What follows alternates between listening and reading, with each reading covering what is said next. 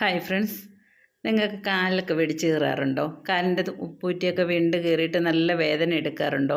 എനിക്ക് ഈ ചൂട് സമയമാകുമ്പോഴും അങ്ങനെ ഭയങ്കരമായിട്ട് പൊട്ടിക്കീറി നല്ല വേദനയാണ്. അങ്ങനെ എനിക്ക് ഒരാൾ പറഞ്ഞു തന്നതാണ് ഈ മരുന്ന്. രണ്ടാമത് ഞാൻ ഉണ്ടാക്കാൻ തുടങ്ങിയപ്പോഴും നിങ്ങളെ കൂടെ കാണിച്ചു തരാമെന്ന് വിചാരിച്ചു. അങ്ങനെയാണ് ഈ വീഡിയോ എടുക്കുന്നത്. കാല് വെടിച്ച് കീറുന്നതിന് മാത്രമല്ല, കൈയുടെ തുമ്പൊക്കെ നമുക്ക് ഈ തൊലി ഇളകത്തില്ലേ, അതിനും ഒക്കെ നല്ലതാണ് ഈ മരുന്ന്. അങ്ങനെ ഇത് ഉണ്ടാക്കാനായിട്ട് വാസലിൻ വേണം, വിറ്റാമിൻ ഇ ക്യാപ്സ്യൂൾ വേണം, അതുപോലെ തന്നെ മെഴുകുതിരി അന്ന് എടുത്തതിൻ്റെ ബാലൻസ് ആണ്. അതുപോലെ വെളിച്ചെണ്ണ വേണം. അപ്പോഴിതുണ്ടാക്കാനായിട്ട് നമുക്കൊരു പാനോ ഒരു ചീനച്ചട്ടിയോ എന്തെങ്കിലും അടപ്പിലോട്ട് വെക്കാം. അത് ചൂടാകുമ്പോൾ നമ്മളെടുത്ത് വെച്ചിരുന്ന മെഴുകുതിരി ഇട്ട് കൊടുക്കാം. അത് മുഴുവനായിട്ടും വേണ്ട, ചെറുതായിട്ട് 2 കഷ്ണം എടുത്ത് അതിലേക്ക് ഇട്ട് കൊടുക്കാം. മെഴുകുതിരിയൊക്കെ നല്ലപോലെ ഒന്ന് ഉരുകി വരട്ടെ. അപ്പോൾ മെഴുകുതിരിയൊക്കെ ഒന്ന് ഉരുകി വന്ന് കഴിയുമ്പോഴേക്കും 2 സ്പൂൺ വാസലിൻ അതിലേക്ക് ഇട്ട് കൊടുക്കാം. വാസലിൻ സ്പൂണിൽ നിന്ന് ഇളകി വരാൻ ഇച്ചിരി പാടാണ്. അപ്പോഴത്തേനും നമുക്ക് ആ ഉരുകിയിരിക്കുന്ന മെഴുകുതിരിയിലേക്ക് ഒന്ന് കാണിച്ചു കൊടുത്താൽ മതി. അപ്പോഴേ അതങ്ങ് ഇളകി വീണോളും. ഇനി ആ വാസലിനും മെഴുകുതിരിയും കൂടെ നല്ലപോലെ ഉരുകി വരട്ടെ.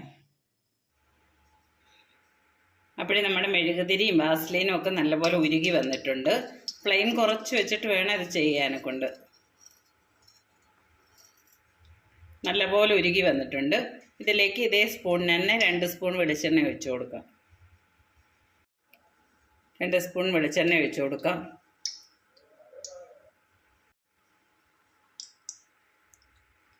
ഇനി ഇതെല്ലാം കൂടെ ഒന്ന് ഇളക്കി കൊടുക്കാം. അപ്പോൾ നമ്മുടെ ക്രീമൊക്കെ റെഡിയായി വന്നിട്ടുണ്ട്. ഇനി നമുക്കിത് വിറ്റാമിൻ ഇ ക്യാപ്സ്യൂൾ ചേർക്കണം. അത് ഈ ചൂടോടുകൂടി ചേർക്കരുത്, ഒന്ന് തണുത്ത് വന്നതിന് ശേഷം ചെറിയ ചൂടോടുകൂടി ചേർക്കാവൂ. ഇനി നമുക്ക് ഫ്ലെയിമൊക്കെ ഓഫ് ചെയ്തതിന് ശേഷം തണുക്കാനായിട്ട് വെയിറ്റ് ചെയ്യാം. അപ്പോഴേ നമ്മുടെ വെളിച്ചെണ്ണയും മെഴുകുതിരിയും വാസലിനും കൂടെ ഒക്കെ ഒരുക്കി വെച്ചിരുന്നില്ലേ, അതൊക്കെ ഒന്ന് തണുത്ത് വന്നിട്ടുണ്ട്. അതിലേക്ക് നമുക്ക് വിറ്റാമിൻ ഇ ക്യാപ്സ്യൂൾ ഒഴിച്ചു കൊടുക്കാം. 3 എണ്ണം ഒഴിച്ചു കൊടുക്കണേ. ഇതെല്ലാം കൂടെ നല്ലപോലെ ഒന്ന് ഇളക്കി കൊടുക്കാം. ഇനി ഇത് തണുത്ത് വരട്ടെ. അപ്പോഴേ നമ്മൾ ഉണ്ടാക്കി വെച്ച ക്രീമൊക്കെ ഒന്ന് തണുത്ത് വരുന്നുണ്ട്.